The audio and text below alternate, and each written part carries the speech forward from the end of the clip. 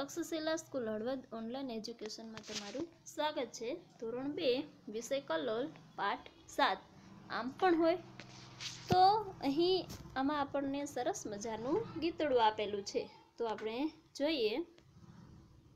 ચાલો ગાઈએ ગીતડું। તો અહીં સરસ મજાનું આપણને ગીત આપેલું છે, તો ચાલો આપણે ગીત ગાઈએ।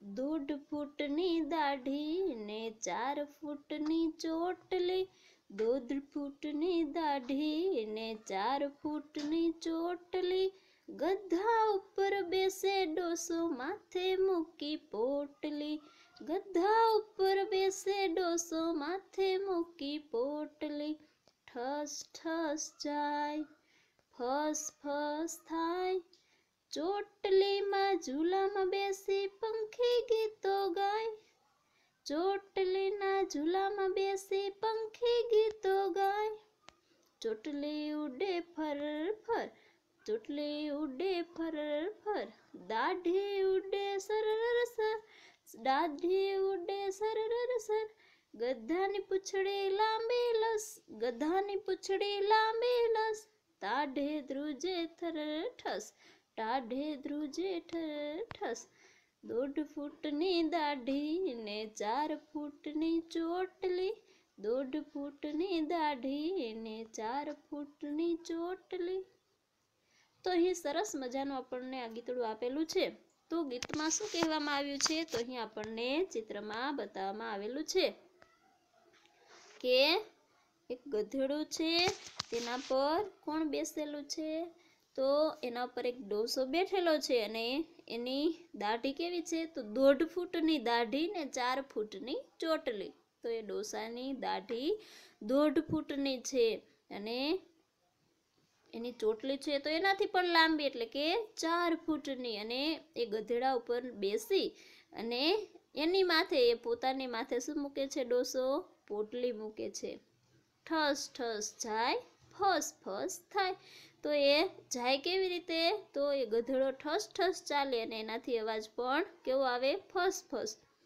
ચોટલીના ઝૂલામાં બેસી પંખી ગીતો ગાય, અને એની ચોટલી કેવડી છે, 4 ફૂટની, આ ડોસાની ચોટલી 4 ફૂટની છે, એટલે એ ચોટલી પાછળ હોય તો અહીંયા પંખી બેસી અને શું કરે છે, એના ઝૂલામાં બેસી જાય છે, ચોટલી એને ઝૂલો લાગે છે અને એમાં પોતે ગીતો ગાય છે। ચોટલી ઉડે ફર ફર, દાઢી ઉડે સરર સર, અને એ ચોટલી છે ગધેડો ચાલે એટલે શું થાય છે, તો એ ઉડે છે ફર એમ, અને એની દાઢી છે પણ સરર સર એમ ઉડે છે। ગધાની પૂંછડી લાંબી લસ, અને એ ગધેડો છે એની પૂંછડી કેવડી છે, તો એ તો એટલી લાંબી છે અને તાઢે ધ્રુજે થર ઠસ, અને એટલી લાંબી છે કે એ પણ તાઢે થર થર ધ્રુજે છે। રમણ સોની, તો રમણ સોની દ્વારા આ ગીતડું લખાયેલું છે। ચાલો ત્યારબાદ જોઈએ સમાચાર વાંચો।